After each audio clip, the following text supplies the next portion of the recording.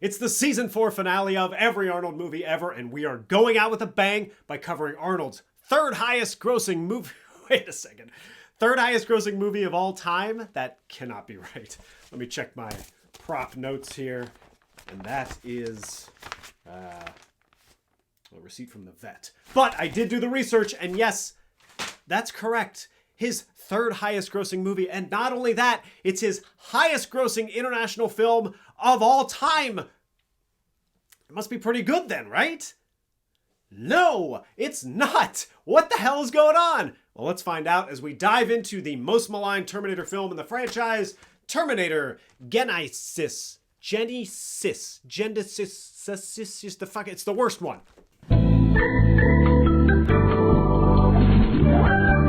Hello friends and welcome back to Every Arnold Movie Ever, episode 36. Season 4 has been an interesting era for Arnold.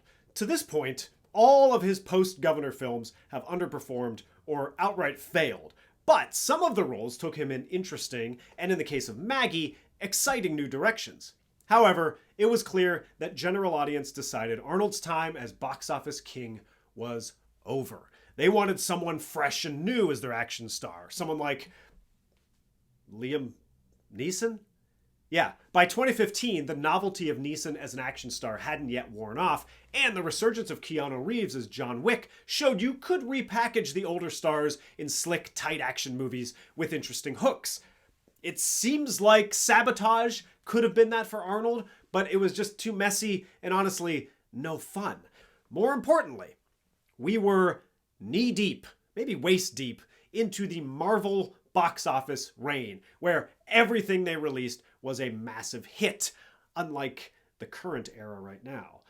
2014 was Guardians of the Galaxy, which proved that people wanted superhero movies even for superheroes they never heard of, so long as they were quirky and fun. Big franchises were the way to go. And Arnold just so happened to have a big franchise of his own he could return to anytime his box office numbers dipped. And so it was time for Arnold to return to his most iconic role, the Terminator. It had been over a decade since he last played everyone's favorite cybernetic organism in his last big hit, Terminator 3: Rise of the Machines. But that wasn't the last Terminator movie to come out. In 2009, while Arnold was busy governating, Terminator Salvation was released, focusing on John Connor and a young Kyle Reese in the future wars. It was intended to be the beginning of a new trilogy without Arnold, even though his digital likeness does appear for about 42 seconds before they find a way to hilariously remove it. Terminator Salvation was written by T3 writers John Brancato and Michael Ferris, and it was directed by Joseph McGinty Nicol, who always uses his full name and never a ridiculous nickname. He's most famous for being, I don't know, let's just say the producer of Sugar Ray's first album. Terminator Salvation had a lot going for it. A rising star in Sam Worthington, a hot Christian Bale as a star coming off of The Dark Knight, and according to McGinty, James Cameron's blessing. However, Cameron pushed back on that. It could be a big steaming pile, or it could be brilliant. Sam Worthington is in the Avatar and the new Terminator, and he likes the script, but I never saw it. There was no blessing involved. But all that promise gave way to problems. TS had to go into production with an unfinished script due to the writer's strike. It was also the most expensive Terminator to date, which isn't a surprise. Every new Terminator is the most expensive Terminator to date. I like parts of it. I like Anton Yelchin as a young Kyle Reese, and it does try to move the franchise forward instead of just trying to be Terminator 2 again, but overall, it's still a disappointment. It also spoiled a huge plot point in its trailer. You think you're human? I am human. And it's also notorious for being the set where Christian Bale yelled at the cinematographer, and also, it was the first PG-13 Terminator movie, and they tried to justify that by being like, hey, it's the future, we're mostly killing machines here, and this is the moment the series really starts to take a turn. It dealt with the future wars, one of those ideas that's always more exciting in concept than execution, just like the Clone Wars, or spending too much time in the robot-infested wasteland of the Matrix. It was also trying to jumpstart a new trilogy, but who wants to spend 3 movies in a post-apocalyptic wasteland that doesn't have a certain guy named Max in it? Despite all that, though, It pulled in $371 million worldwide. That was enough to continue that trilogy, but since this is a video about a Terminator movie, we're obligated to get tangled up in legal issues. I will try to keep this as succinct as possible, but if things get too boring, this time we're going to get interrupted by something even more horrifying than Sergeant William Candy. Okay, here we go. Back in the early 90s, Mario Kassar and Andrew Vajna of Carol Co. bought the Terminator rights to make Terminator 2.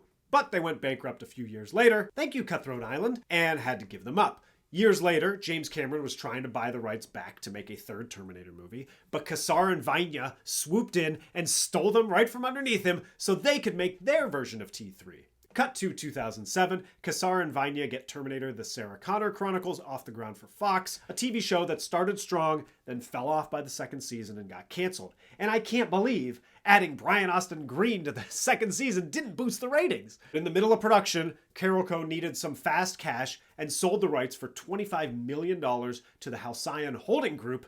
It is nice to meet you. Not the smiling Terminator! No! After Terminator Salvation, Halcyon went bankrupt and immediately put the rights up for sale. Ha! A production company going bankrupt after making a Terminator movie. That is a tale as old as time. That's my Angela Lansbury. That ended the Salvation trilogy, and a hedge fund known as Pacific Corp bought up the rights. They tried to make a Terminator movie with Universal, directed by Justin Lin. When that fell through, they sold the rights in 2011 to Annapurna Productions. Wait, I'm almost...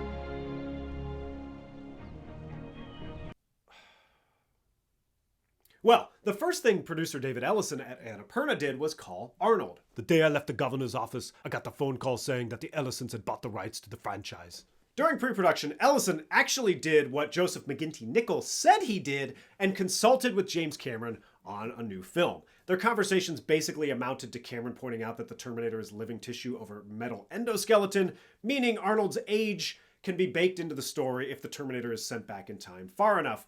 They didn't actually need to have a conversation about that, though, because that's pretty much in the movie. I'm a cybernetic organism, living tissue over a metal endoskeleton.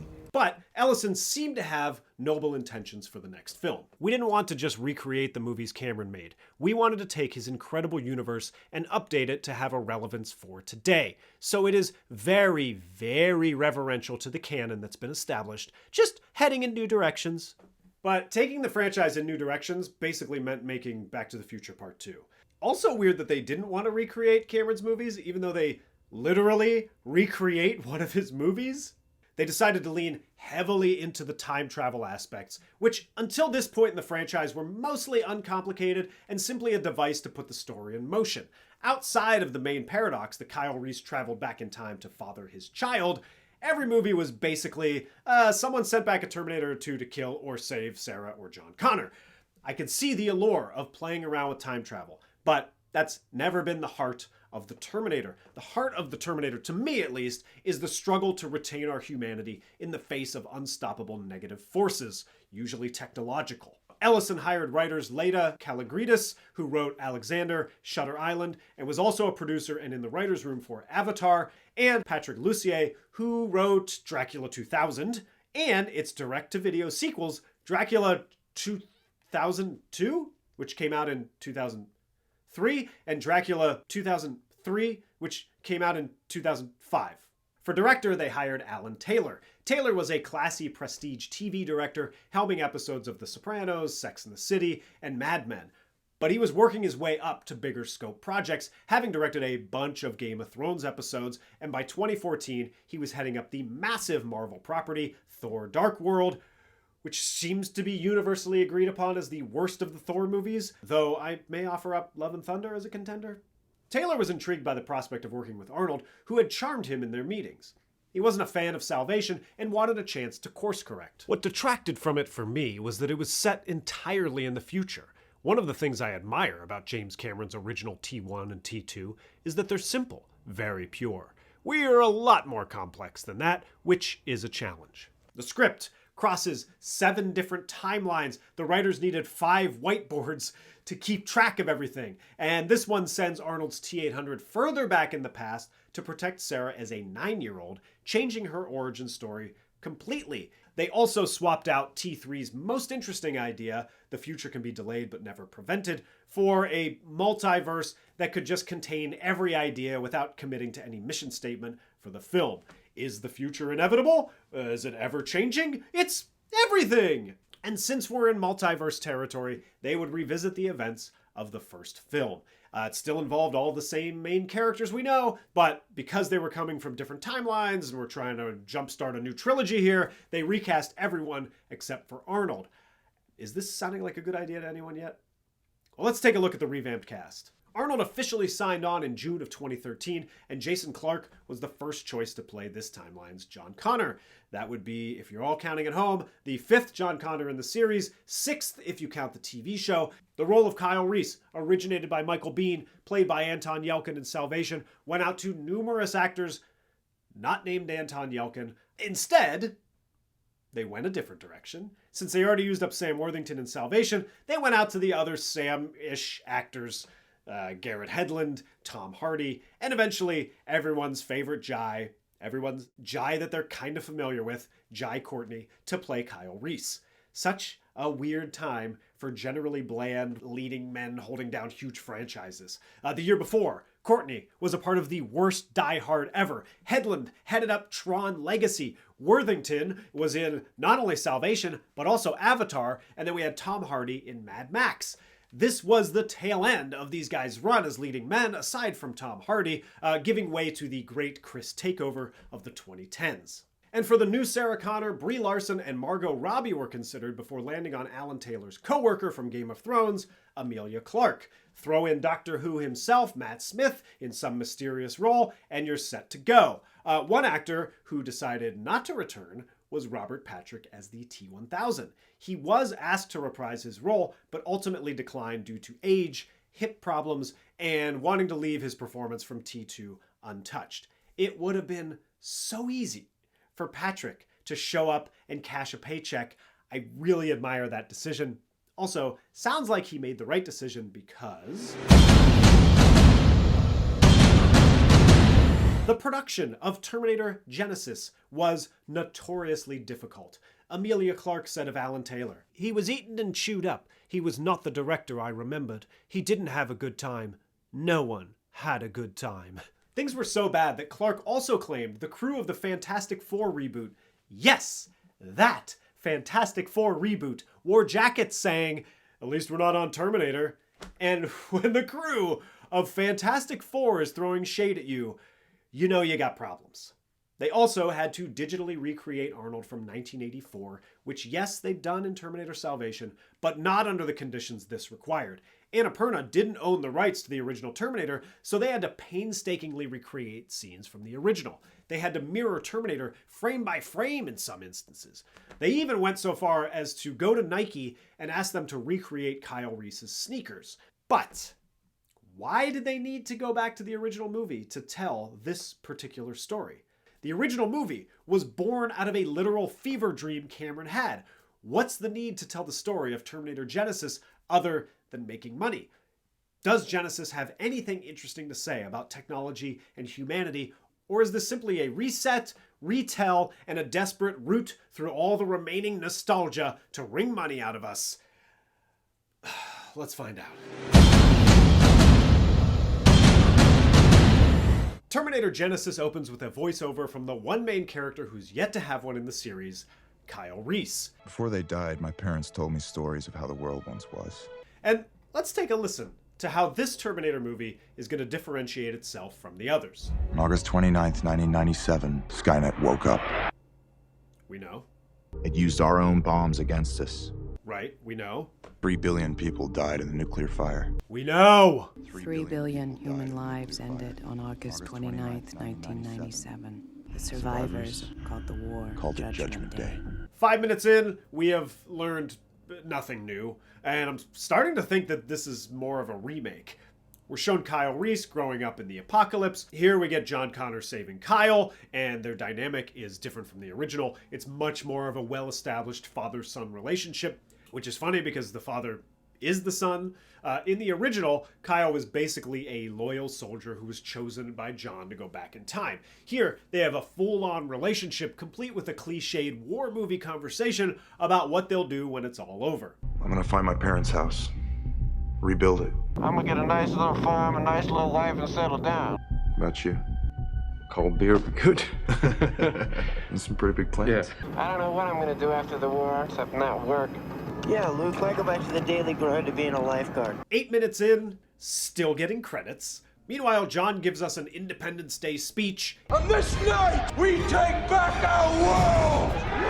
Intercut with their raid on Skynet to end the war. The effects from 2015 are heavily reliant on CG, but they just don't carry the weight and tactility and craftsmanship of the effects from 84 or 91 or even 2003. 11 minutes in, credits are still rolling. Everything goes according to John's prediction, which is also our knowledge of the previous movies. Except this time, we actually get to see Skynet send the Model 101 back to 1984. That's not new information, but I guess new footage. 11 minutes in, credits are still rolling, and here comes the reconstructed Terminator. It is faithfully reconstructed, but not so faithful that they reuse the truck driver's dialogue like in the original. What the hell? What the hell? The CG in this initial shot looks pretty good, but still lacks the authenticity of Arnold's original performance. Take a look at the side-by-side. It's funny how a human is better at playing a machine than a machine. 13 minutes in, credits finally end. And so far, we've learned nothing new. I wonder where T2 was at the 13-minute mark. Next up is Kyle getting sent back. John tells him some really nice things about his mother to get him to become more attracted to her. She'd be scared and weak. She won't know how to fight or defend herself. She's a waitress. What? The fuck, John? Hang on. This is a remake. It's just told from Kyle's point of view, which is certainly a choice. But there's no economy of storytelling. I just want to give an example of why this movie is so maddening to me. Think about that original Terminator again. When Kyle Reese and the Terminator appear for the first time from the future, they're naked, and it's an arresting, funny visual gag, but it also serves a logical narrative purpose that gets explained much later in the movie. You can't travel through time with clothes or weapons. When Kyle is sent back in Terminator Genisys, we're given the full explanation as to why he has to take his clothes off. We've measured the magnetic field. It'll rip apart anything not encased in living tissue. Then we see him take his clothes off. He enters the machine. He goes back in time. And that whole process is not interesting or surprising. It's expository and mostly table setting for the Doctor Who attack on John Connor, and gambling that the payoff is worth it when they remix our nostalgia from the original movie. 20 minutes in, Kyle finally gets sent back, but hang on, something's gone wrong. We get a flashback or flash forward, or who the hell knows at this point, of a young Kyle Reese talking to himself in the mirror, and then we're back to cosplaying the original Terminator. Nice night for a walk, eh? Look, Bill Paxton was replaced with Billy Joe Armstrong, and it's the rest of Green Day too. Then our first big twist happens. Fuck you, asshole. You won't be needing any clothes. I've been waiting for you. This leads to a fight between two Arnolds, young versus old, but it's not the first time Arnold has fought himself. They are my family. And again, like, it's just so CG dependent that everything has this weird floaty quality to it. And then, the Terminator, who can't be bargained with. It can't be reasoned with. It doesn't feel pity or remorse or fear. And it absolutely will not stop ever until you are dead. Is dead in like a minute and a half. And we gotta stop again, because this has bugged me since I first saw the movie in theaters in 2015. Everyone working on Genisys talked about how respectful and reverent they were of the Cameron movies. And yet, they immediately negate the gravity and events of the first movie by killing the killing machine with ease. I get what they're going for. The T-800 and Sarah Connor have been preparing for this moment for 20 years, but I do not like it. It would be like if, in the new Star Wars movies, Rey learned how to time travel, went back in time with Luke, and cut off Vader's head the second he stepped through the Tantive 4. It basically wipes out everything from the original movie, including Sarah's story, replacing it with another version of her that happens mostly off-screen. More on that later. We then get a nod to T2, even though that's a different Terminator in a different timeline. Then back to Kyle, whose story is much different than what John prepped him for. What day is it? What year? May 12th, 1984, the day you arrived. Another T-1000 has been sent back to kill Kyle at this exact moment, but he still has time to adjust his shoes like in the original movie.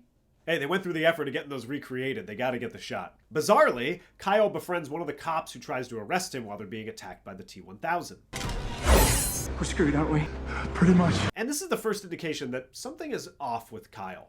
Pretty much isn't something Kyle Reese, the soldier who knows the fate of mankind rests on his actions, would be saying. It's flippant and snarky and changes his character quite a bit, but according to the internal logic of the movie, this is the only character who should remain closest to his original version, especially since he ends up being our audience surrogate through this changed world. In the original Terminator, he's single-minded in his focus, determined, never doubts himself until the very end. On your feet, soldier! Here, he's just like, yeah, we're probably gonna die, mission's over, oh well, I tried. Pretty much. Anyway, he thinks they're gonna die, and that appears to be the case until... Come with me if you want to live! Now, soldier! In the original Terminator, both of these lines were turning points for Sarah's character at different times. Come with me if you want to live. On your feet, soldier! Here, they're just mashed together to show that Sarah is a different character. And look, people, I don't want to continuously compare this movie to the original, but Terminator Genisys is practically begging for it, so I have no choice. Sarah and Kyle escape, and Sarah explains that she already knows the plot of the movie. You were sent to protect me by John Connor, the leader of the Resistance. My son. Just actively removing any tension. Reese, everything's changed. The 1984 John sent you to, it no longer exists. And then we get this hilarious use of the Terminator sting. Right, John sent me here to save you. From the Terminator that was sent back to kill me, I know, but we already took care of him. We? Get down! Which means absolutely nothing, because we, the audience, know this is a nice Terminator. Plus, they did the exact same sting the first time we saw him. You won't be needing any clothes. Sarah continues to remove any tension. So you're the one I've been waiting for all my life. And it makes me wonder, what exactly is her character arc gonna be? Look, and it's not just mating. I'm supposed to fall in love with him. This is also where we get a better sense of this Terminator. Bite me. That is a very immature response. Sarah gave him the nickname Pops, and that's basically what he is here, Robo-Dad. You're being emotional. This is my life. I wouldn't mind being consulted once in a while about how it's gonna go. While Kyle is unconscious, we get more flashback, forward, whatever, of Kyle giving himself instructions on how to stop Skynet. When he wakes up, Kyle is incredibly confused. How'd that liquid metal thing know where to intercept me? Where'd it come from? And who the hell's a skin job? What the hell is going on? He's angry that Sarah has a relationship with a machine. And then you attacked Pops? You named it? And finally, after years of trying but ending up on the cutting room floor, the filmmakers get what everyone seems to agree is the absolute funniest thing a Terminator can do. Hello, calories. It is nice to meet you. The smile. Are you kidding me? Remember, they tried to get it in there in T2. That's good. And they tried again in T3. It's me. But here, they finally succeed. And man, that was worth it. My God, this is just high comedy. And just to make sure we know this is supposed to be funny, they even add a servo sound effect. We get another reference to T2. Pops doesn't kill anyone. A lot of leg wounds, though. As well as Cameron's explanation as to why Pops is old. Never seen a Terminator old before. The flesh they put on the cyborgs is normal human tissue. It ages. The T-800 takes offense to that. I'm old, not obsolete. Which seems like a direct shot at Terminator 3. You'll find a way to destroy her. Unlikely. I'm an obsolete design. How dare you, Terminator Genisys? Kyle continues to be confused as hell. This is insane. All of it. This is not the mission. And Sarah tells him, The girl that you came back for, she's gone. I don't need saving. and I guess that's supposed to be empowering, but it's not. Because she did need saving and protecting, just at the age of 9. He saved my life when I was 9. He's the only reason I'm alive. She's grown up with a protector who remains her protector, essentially erasing her entire emotional journey from the original movie. Which means, in this movie, I get it now, her journey is, how will I fall in love with this hot, dumb idiot? I do like how the T-1000 picks up its liquid metal here, though. That's 1 point for Terminator Genisys, put it on the board! And then, 33 minutes in, Sarah finally reveals the plot of this movie. There's a new mission. We can stop Judgment Day from happening, ever. The T-1000 catches up to them, and again, there is nothing new here. Kyle blows up the cop car, but there's no sense of discovery because we already know its abilities. In Terminator 2, whenever something happened to the T-1000, it unearthed new information about its capabilities. So after the canal chase, we get, first of all, the best sound effect in history, and the T-1000 blows up. We don't know that it's going to emerge as liquid metal, so it's a big surprise. Here, it's just nostalgia and mindless action to buy time until we get to our next location. We can't stay here. It'll find us. That's the idea. Kyle starts to piece together that John getting attacked is probably what changed the past, and then the T-1000 returns. And all I'm thinking about now is whether this would have been more interesting or egregious to have a reunion between Arnold and Robert Patrick. Eventually, Sarah leads the T-1000 into their trap, and it's one of the more memorable scenes. I do like acid melty T-1000, and that's 1 more point for Terminator Genisys. Kyle and Sarah continue their forced rom-com banter. It's me, Sarah. I'm Reese. Shoot him! You could have shot me. Well, I was pretty sure it wasn't you. Pretty sure? It feels like they're trying to inject that Marvel witticism into the proceedings, but it's just so far off the mark of what we know about these characters. Then Sarah reveals it's time to go back. To the future! The T-800 reveals that it can't time travel. I cannot come with you due to the magnetics of the quantum field. Which means we're in for a lot more cute banter. Look, I know you think you're here so you can just lock me in a room until I give birth to the leader of the resistance. You're right. This is the only way to stop Skynet for good. I already said you're right. Wait, what? Which is straight out of Disney. Wait, what? Wait, what? Wait, what? Wait, what? And then Kyle reveals something from his dream. You can kill Skynet before it's born. Skynet is Genesis. And then reveals his love for her. I will do whatever it takes to keep you safe, even if it kills me. Which is really just a setup to this punchline. Did you mate? Oh, can you just not say the word mate to me again, like, ever? And then they're off to the year 2017.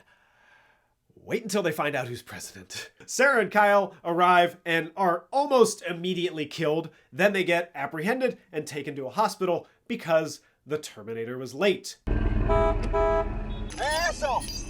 Get out the room! Fight me. Why was he late? So they could give Arnold this one-liner. Where the hell were you? Stuck in traffic. Which seems familiar. You're late. Traffic.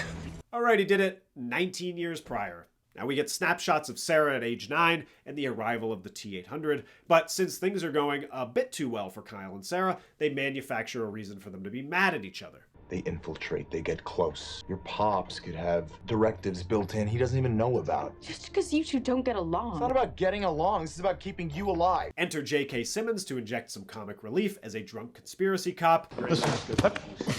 He reveals that he was the guy from 1984 that Kyle randomly befriended. I knew that moment was too weird not to bring back. The nurse reveals that he's super excited about Genisys, an operating system that puts everything about him online. Yeah, I pre-ordered Genisys weeks ago. Downloading the second the counter hit 0. No way I'm standing in line for it. And it's the strangest thing to be super pumped about. Like, I get playing up the cult-like hype surrounding Apple releases, but no one's ever been like, oh shit, Mac OS Yosemite drops next week. Can't wait to access that iCloud from any folder window. Fuck yeah, bro. While in the hospital, we get another big reveal. John. You're alive. Of course I am. Hi, Mom.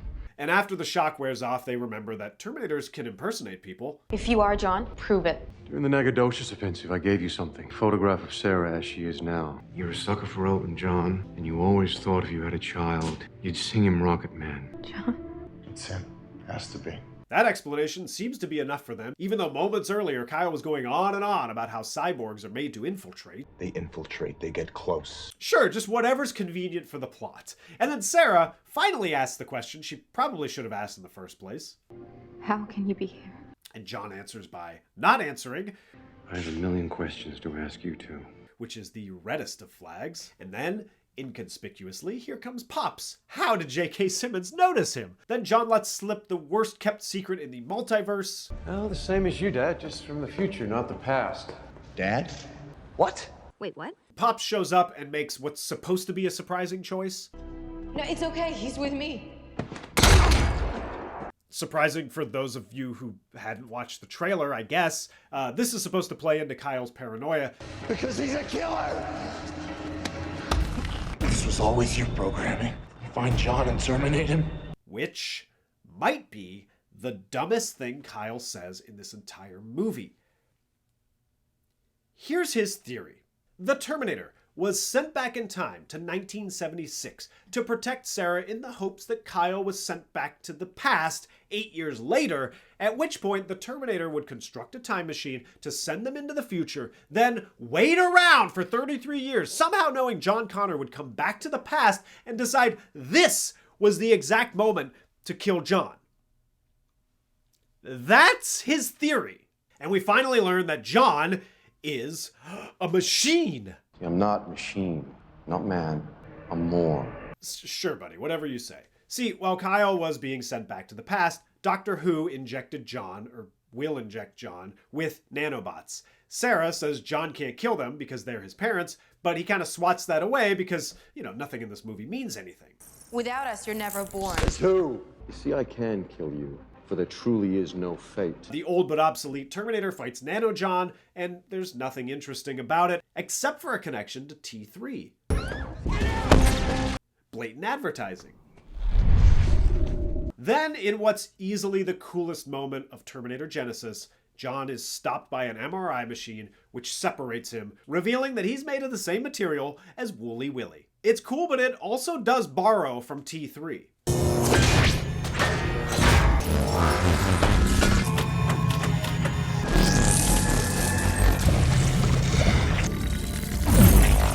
The Terminator faces its greatest enemy, exposition. At the end of the war, Skynet was trying to develop infecting human subjects with machine-phased matter. It restructures and rebuilds human tissue on a cellular level. Maximum combat utility. And Sarah gives us a line that I'm sure everybody was high-fiving about. John is not humanity's last hope anymore. He's Skynet's. It just seems like they didn't know what else to do with John, so they're like, what if he's the opposite? That'll be cool, right? It poses an interesting question for our main characters, which is, if John is now bad, should Kyle and Sarah part ways because they basically bring about the end of the world? Just look at what John has become.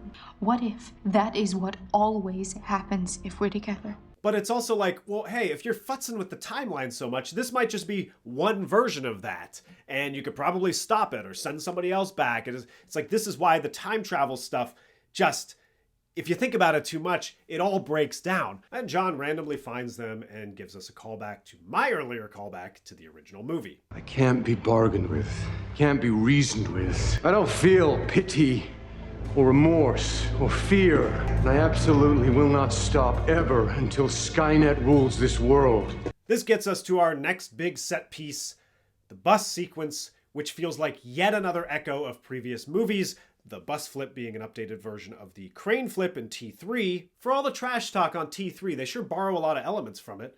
Plus, the CG here is just atrocious. Couple that with another comedic callback. Nice to see you. Get out. And it just starts to become a little depressing. But I do like the sound that Nano John makes. That's another half point. The cops catch our trio yet again, just like the original movie. And then, if you thought things were depressing before, this happens. Bad boys, do when they come for you. Bad boys, And you might as well book the writers and directors too while you're at it, because this is criminal. The Terminator franchise has always been a bit suspect with music cues. T2 just barely got away with Bad to the Bone, and T3 coupled Talk to the Hand with Dat Funky Man. But those movies earned a little bit of leeway. Bad Boys here, coupled with another Terminator smile? Shut it down, man. Shut it down. We do get one funny moment from J.K. Simmons here. I know what's going on here has to be really, really complicated. We're here to stop the end of the world. I can work with that. And it just so happens that baby Kyle Reese is in the station at the exact same time. So Sarah sets out to save the baby version of her baby daddy, which sets a core memory for him. Straight line. You just go and you don't look back. Everyone escapes via helicopter, but not for long, because John somehow found one of his own. This leads to Arnold giving a straight rehash of his most famous catchphrase, "I'll be back." What? Wait, what? Naturally followed by the Terminator sting. He turns himself into a missile to stop John for 0 scenes. None. Because the very next scene, he's literally back. The catchphrase, the missile, it's just all meaningless. Kyle and Sarah are trying to shut down Genisys before it starts, but of course, John got there first. We get our T-800 Nanoconnor final battle, while Sarah and Kyle figure out how to outsmart Skynet, who's now grown up to become Doctor Who. They all work to stop John, and Arnold's given an emotional moment. Kyle Reese, protect my Sarah. Which, spoiler, again, gonna mean nothing. John is destroyed along with Skynet, but Sarah and Kyle make it to a safe room. And yes, this timeline is saved from the robot apocalypse. We did it! Again! For the 5th time! This time, it's a little different because the T-800 didn't have to sacrifice himself. Look at that! He's here! And he can make it to the next sequel. Plus, he's no longer obsolete. I thought you were dead. No, just upgraded. They head out to find little Kyle, where Big Kyle feeds him the information he needs to stop the apocalypse. Remember, Genisys is Skynet. Pops finally gives his approval of Kyle. Kyle Reese is a good man. Which leads us to the moment we've all been waiting for. No, not that. It's a third Terminator smile. And that's not Terminator Genisys, because of course it's 2015. We need a mid-credits scene.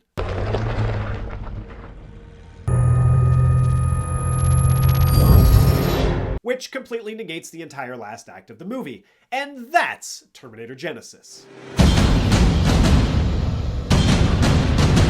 Leading up to the release of Terminator Genisys, a few very bad, no good things happened. First was an Entertainment Weekly photo shoot, which turned the cast into a squinty pop group and was the subject of much ridicule. Then there was the notorious second full trailer, which, much to Alan Taylor's displeasure, spoiled the John Connor twist. Just like Terminator Salvation spoiled the Worthington as half-machine twist in its trailers. Also, it's basically the same twists, but different characters. And then there's that title. The title I've been making fun of in nearly every Arnold movie ever video. Originally, the script was titled Terminator Genisys, spelled like the band, or the video game system, or the beginning of the world. But before the release, they changed it to Genisys. Genisys, to match the name of the operating system in the movie. But when you look at the movie's poster, you don't know that. You just see an incorrectly spelled word, and it takes a moment for your brain to process it. Like, wait, is that right? Is that how you spell? That's not how you spell it, is it? Am I stupid, or is the poster stupid? Like, it doesn't create intrigue, it creates confusion. And that's the last thing you want when selling a movie, especially on a poster that people are just going to kind of walk by or see on the internet. It's unnecessarily convoluted, and most importantly, uncool. Judgment Day, Rise of the Machines, Salvation, Dark Fate, all excellent subtitles. You can't misspell the title of a movie because of something in the movie that you'll only understand once you've seen the movie. To offset some of the bad press, they enlisted the king of the Terminator world himself, James Cameron, to give his thoughts on the new film. He had this to say. If you like the Terminator films, you're gonna love this movie. And if you analyze that clip again and you look really closely, you can see that maybe he was being influenced to give a positive opinion. As usual, Arnold went all out promoting this movie. As he says in chapter 4 of his new book, you have to sell, sell, sell. Yep, I got his book, and I actually got to see him speak, and got a little Arnold autographs. That's nice. So, sell, sell, sell. He was trying to sell people on the fact that this was a Terminator movie worthy of the James Cameron films. In fact, he said the movie was so good, it didn't even need Cameron's endorsement. I always felt that if you do that, it looks kind of like we need to have James Cameron say something good about the movie, which we don't. This was also the year he was inducted into the WWE Hall of Fame, and as I've discussed in the past, I was the lead writer of WWE SmackDown at the time. Every inductee is assigned a writer, so I immediately requested to be his. He didn't need a writer. He's done tons of speeches like this before. I kind of knew that going in, but I knew it was an opportunity to meet him and briefly work with him, and so I jumped at the chance. Now, the WWE Hall of Fame is notoriously long, and the inductees notoriously long-winded. In most cases, this is the inductees' chance to thank the fans, but also soak in that spotlight one last time. And so they would like to talk for as long as humanly possible.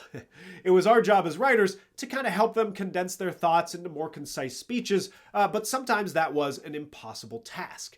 I've had the fortune of working with numerous inductees who didn't want to overstay their welcome, my favorite being Scott Hall, whose speech is short and sweet and emotional. And so when I had Arnold, I knew there wasn't going to be much to do and that he understood the assignment. He wasn't going to go on for 45 minutes. But we did get to have a conversation, and my favorite exchange between the two of us was when I introduced myself to him and I said I was on the creative team. And Arnold said, "Are you on the creative team? Why don't you create some action on the show? It's so boring." And I was like, "I know, Arnold." And I explained to him everything I just told you. You know, they're out there to just give speeches. All the action actually happens tomorrow at WrestleMania. And he just was not having it. He was just like, okay, well, when do I go on? I usually don't take pictures with people, especially people I work with. I have very few pictures from my time at WWE, but I couldn't pass up the chance to snap a picture with somebody, obviously, I've idolized for most of my life, and now I'm doing a bunch of videos on him. So just very cool that I actually got to work with him and meet him, and I have a pretty funny story from it. When TG was released, the reviews were fatal. It's the worst reviewed Terminator movie, and one of Arnold's worst reviewed movies of all time, just above Sabotage. Suddenly Terminator Salvation isn't looking so bad. Same with T3. Most of the reviews saw it as a cynical, soulless reboot, bending over backwards to recast its iconic roles while also keeping Arnold in the mix. When it was released on July 1st, 2015, TG landed in third place, behind Inside Out, which was in its third week, and another remake reboot, Jurassic World, in its fourth week. Week 2, it only dropped one spot, but lost almost 50% of its box office. By week 4, it was in 10th place and basically terminated. Domestically, it garnered a measly $89 million. That's barely more than the original Terminator. It looked like this was definitely heading towards disaster until it was saved by the overseas box office, particularly China. It ultimately made $440 million, making it the second highest grossing Terminator movie of all time and Arnold's third highest grossing movie of all time. What an insane turnaround. However, that shockingly poor domestic return kneecapped the rest of the trilogy. According to Forbes, even though Terminator Genisys did gangbusters in China, the studio only receives 20 to 30% of the receipts, as opposed to 50% of box office from everywhere else. But before the movie even came out, Annapurna greenlit the remainder of the trilogy. Not out of confidence for the quality of the films, no, something much more cynical. See, there was a ticking clock in the form of the termination of transfers and licenses under 17 U.S.C. Section 203, a copyright law that... Bad boys, what you gonna do? Yeah, I know, legal shit. But this one's important. Basically, after 35 years, the original creators have a chance to reclaim their creations from the studios, which means in 2019, Cameron and Gale Ann Hurd could make a play to finally get the Terminator rights back. We'll talk about what happens with that in a few episodes. But let's instead talk about Cameron's wonderful endorsement of Terminator Genisys. You know, the one that's on the back of the DVD that says, "You are going to love this movie." Well, after the movie underperformed, it was announced that he was returning to the franchise, and he reassessed the movie. I think it's fairly widely known that I don't have a lot of respect for the films that were made later. He added that he was complimentary about Terminator Genisys in the run-up to its release for Arnold's sake, because he is a close friend. He has been a mate of mine since 33 years ago, so I was always supportive and never too negative. But they didn't work for me for various reasons. A tragic domestic box office. Alan Taylor lost the will to make movies. Emilia Clarke was thrilled to not come back. And it's universally accepted as the worst Terminator movie, maybe in the conversation as one of the worst reboots ever. But is it unfairly I can't even pretend like you don't know what my take is. So let's just go to the graphic. The movie stinks. Should I elaborate? I mean, I've kind of covered it all, but there were so many decisions that are just confounding. Changing Sarah's story removes our connection to her. Her transformation from waitress to badass mother of salvation is the key to the first movie and Terminator 2. We're there to witness everything she goes through and understand it. But what's weird is they basically get her to the same place here just by taking a different, less interesting path and all off camera. Centering it on Kyle Reese completely refocuses the story on a bland, incapable audience surrogate who wanders through the movie constantly confused and never rises up to earn his emotional payoff. There's also no chemistry between the leads, and the idea that Sarah knows she's supposed to fall in love with this guy, but isn't sure she can, is so antithetical to what makes her a strong character. Not only that, but both characters are played by different actors than the audience remembers, so they have to spend time laying the groundwork for us to connect with them, and it just doesn't work. I don't really have a strong feeling about the choice to make John Connor the villain, because again, he's played by a different actor, and I don't really consider it to be John anyway. Then there's the convoluted time travel story, which peels away audience interest as it goes along, as if we're John being pulled apart by the MRI machine. The fact that the writers needed 5 whiteboards to keep the timeline straight tells you everything you need to know. They aren't focused on character or emotion, they're working out a logic puzzle. It also negates the struggles of the characters in the first 2 movies by taking out the 1984 Terminator and the T-1000 with ease. It's a chore to follow this movie, and it's just not fun or inventive enough to keep your attention. And the biggest thing Genisys reveals is that the Terminator franchise doesn't really have anything new to say. The world simply doesn't need another Terminator movie. And this is coming from someone whose favorite movie is T2 and also knows I have another Terminator movie to cover. The best part, hands down, is Arnold. He will never not be good as the Terminator. He knows what makes that character work. He gives every quip the correct wry tone and is game for even the movie's biggest groaners, like the smiling gag. Unfortunately, the father figure aspect is a retread of his T2 and T3 iterations and doesn't add enough new wrinkles. His presence keeps me interested in this movie, and I can't even imagine how much worse this would have been without him. Terminator Genisys is a failure in casting, in story, in intent, in spelling. It's the lowest point in the franchise, a colossal miscalculation, and a stain that even James Cameron won't be able to erase. All right, let's get to the stats. Acting chops, 6. Arnold is undeniably at his best when he plays the Terminator. He knows this character inside and out, and his old but not obsolete line feels personal, but he suffers from being in a bad movie, and the characterization adds no new layers. Kill count, 0.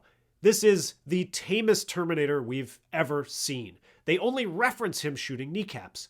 Still at a total of 731. Catchphrase, old, not obsolete. And here are your updated every Arnold movie ever rankings. Hercules in New York, 31. The Villain, 30. Red Sonja, 29. Stay Hungry. And if I'm talking about these bottom movies, you know something's coming. 28. Batman and Robin, 27. Collateral Damage, 26. Terminator Genisys. Is this a harsh assessment? I mean, I put it above Batman and Robin, but like at least Batman and Robin is campy fun. I don't know, it's like, it's Arnold as the Terminator. It's gotta be higher than Batman and Robin, right? It's just so bad. It's just, I think I gotta reassess. I think we gotta put it, I think it's going below Batman and Robin. There it is, 26 collateral damage, and the rest remain unchanged.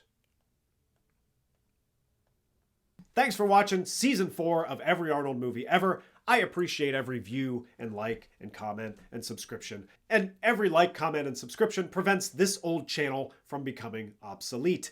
Up next is the 5th and final season. I can't believe we made it this far. Before we get to that, I'll probably do a couple bonus episodes, including Arnold's post-governor cameos and Arnold sequels without Arnold. Before I cover movies I almost guarantee most of you haven't seen, all the way up to his comeback Netflix show, Fubar. See you then.